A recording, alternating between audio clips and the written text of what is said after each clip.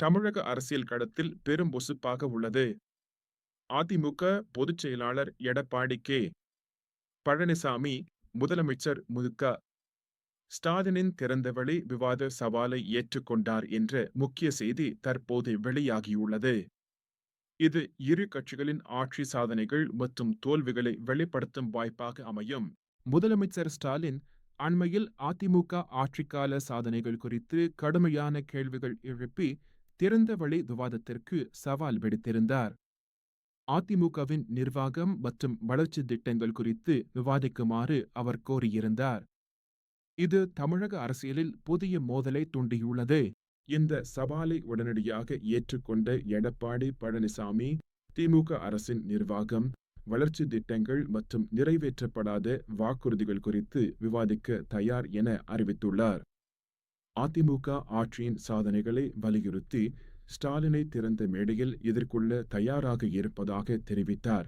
அதிமுக ஆட்சியில் தொடங்கப்பட்ட பல்வேறு முக்கிய திட்டங்களை திமுக அரசு தானாக திறந்து வைப்பதாகவும், அதை தனது சாதனையாக பார்க்கிறது எனவும் பழனிசாமி கடுமையாக விமர்சித்துள்ளார்.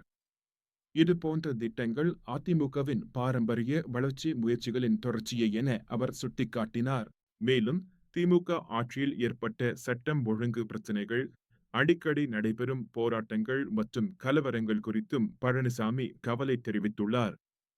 இவை தமிழகத்தில் அமைதியின்மைக்கு வழிவகுத்துள்ளதாக அவர் குற்றம் சாட்டினார்.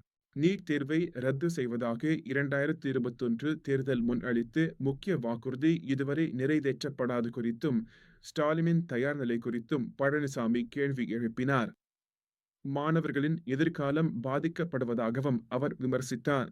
அதிமுகவின் நிர்வாகம், அதன் சாதனைகள் மற்றும் திட்டங்கள் குறித்து விரிவாக விவாதிக்கத்தான் முழு தயார் நிலையுடன் இருப்பதாகவும், ஸ்டாலினை இதற்கு அழைத்துள்ளதாகவும் பழனிசாமி உறுதிபட தெரிவித்தார். முன்னதாக ஸ்டாலின் இதேபோன்ற சவாலை நிபந்தனைகளுடன் ஏற்றுக்கொண்டார். அதில் பழனிசாமி மீதான ஊழல் குற்றச்சாட்டுகளை அவர் நேரடியாக எதிர்கொள்ள வேண்டும் என்று கட்டாயமாக கூறினார். ஊழல் குற்றச்சாட்டுகளை மறைக்க பழனிசாமி முயற்சிப்பதாகவும், அவருடன் விவாதிப்பது கண்ணியமற்றதாக இருக்கும் எனவும் ஸ்டாலின் குற்றம் சாட்டினார். இது இரு தலைவர்களுக்கிடையேயான மோதலை மேலும் தீவிரப்படுத்தியது. மே 2021 மாதம் முதல் திமுக அரசு 4 லட்சம் கோடி ரூபாய் அளவுக்கு ஊழல் செய்துள்ளதாக அதிமுக கடுமையாக குற்றம் சாட்டியுள்ளது. இந்த பெரும் ஊழல் தமிழக பொதுமக்களின் நலனுக்கு பாதிப்பை ஏற்படுத்தியுள்ளது என அவர்கள் கூறுகின்றனர்.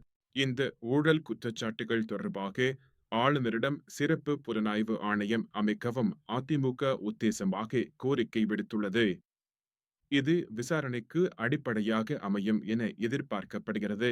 திமுக அரசை தனியார் கார்ப்பரேட் சிண்டிகேட் என்று அதிமுக கடுமையாக வர்ணித்துள்ளதுடன், ஊழல் தொடர்பான உறுதியான ஆதாரங்களையும் ஆளுநரிடம் சமர்ப்பித்துள்ளது.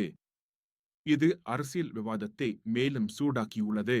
வரலாற்று ரீதியாக அதிமுக மற்றும் திமுக இரு கட்சிகளும் பலமுறை தேசிய கட்சிகளுடன் கூட்டணி அமைத்து தேர்தல்களில் பங்கேற்றுள்ளன. இந்த கூட்டணிகள் தமிழக அரசியலை வடிவமைத்துள்ளன. எம்.ஜி.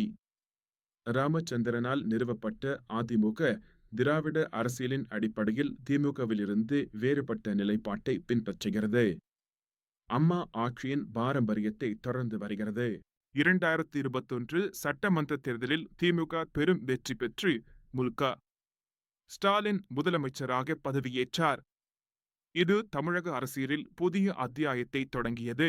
இந்த அரசியல் மோதல் மற்றும் திறந்த விவாத சவால் வரவிருக்கும் தேர்தல்களுக்கு முன்னதாக தமிழக அரசியலில் பெரும் தாக்கத்தை ஏற்படுத்தும் என அரசியல் கட்சிகள் மற்றும் எதிர்பார்க்கின்றனர்.